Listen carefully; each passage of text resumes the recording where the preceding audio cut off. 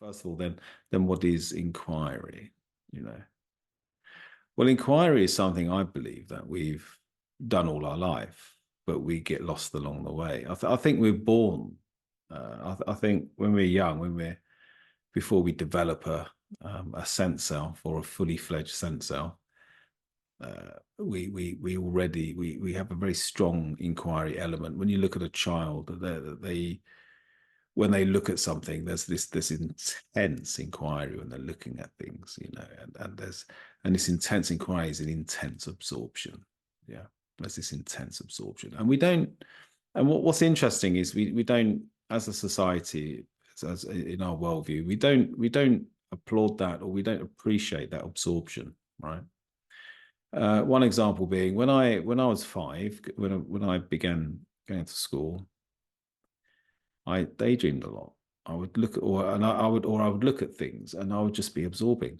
You know, and maybe you remember doing this, or maybe you don't. Maybe it's something you didn't do. Maybe it's something that um, for you didn't hang around long enough in that to find out what that is. But for me, I was a dreamer. I was daydreaming. I was, you know, and people say stop daydreaming. They say pay attention. So then I would have to contract and be here right now and listen to what you're saying, and suddenly, you know, somehow look like I'm comprehending.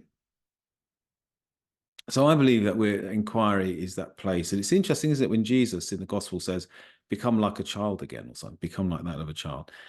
That's he's saying, you know, enter into inquiry, enter into inquiry. You know, it's something we lose, and we lose inquiry to seeking. I believe that there comes a point where, as we absorb something, as we absorb objects, we swap our absorption for the thought of it. That's what I believe we do. And I believe that's what we're encouraged to do. So when you see a caterpillar for the first time, and a parent or someone says, "Oh, it's a caterpillar," you know, you're converting your experience to a thought of it. So you know it's logged in the memory bank. You know it's a caterpillar, and you develop the word caterpillar.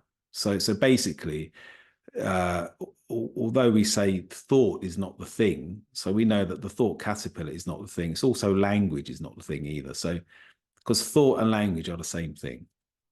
It's the same thing.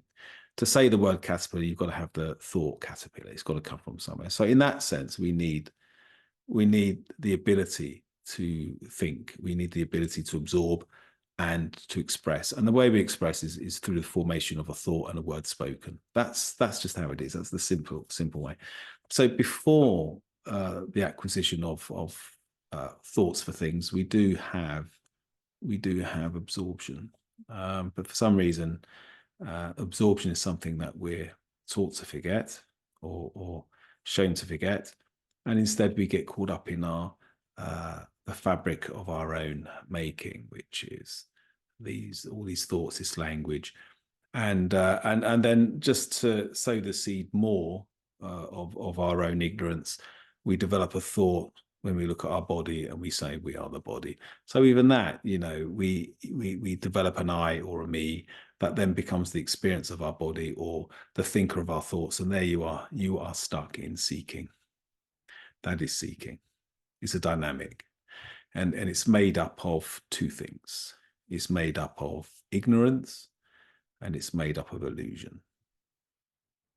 Ignorance is the ignorant factor of seeking is that you identify with a body. I am a body.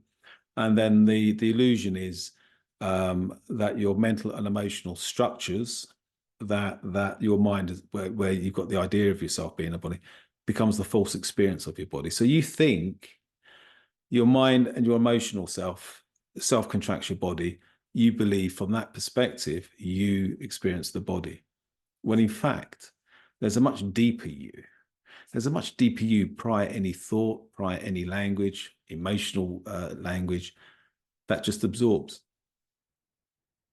And that absorb is inquiring all the time. It's a curiosity all the time. It's a direct experience all the time. But you split, because as soon as you go from, as soon as you come away from curiosity or absorption. If you get caught up in the thought, then that's a split. Okay, you get caught up in a conscious self that's defined by mental, emotional, physical sensations. But behind it all, there is this absorption. And this is what inquiry is all about, really. You go from seeking to suddenly suddenly by accident you wake up and there it is, there's this absorption. Then inquiry begins. Waking up is just the beginning. Coming back to that absorption is just the beginning. And then from that absorption, you begin to relearn everything from that perspective. You relearn from the context of consciousness is the root source of all experience. You become like a child again. It's wonderful. It's beautiful. And it gets deeper. Because when you awaken to that absorption knows nothing. It's just this in the moment witness, as isness, whatever. And that isness, that awareness, whatever you want to call it, because when I say awareness, I'm not saying it's mental, emotional, or physical in nature. It's formless in nature. This awareness can actually go within itself and know it is the self. And that's what you were when you were a child. You were, when they say you were center of the universe, you were. You would look at something and you didn't see that thing as other than what was seeing it.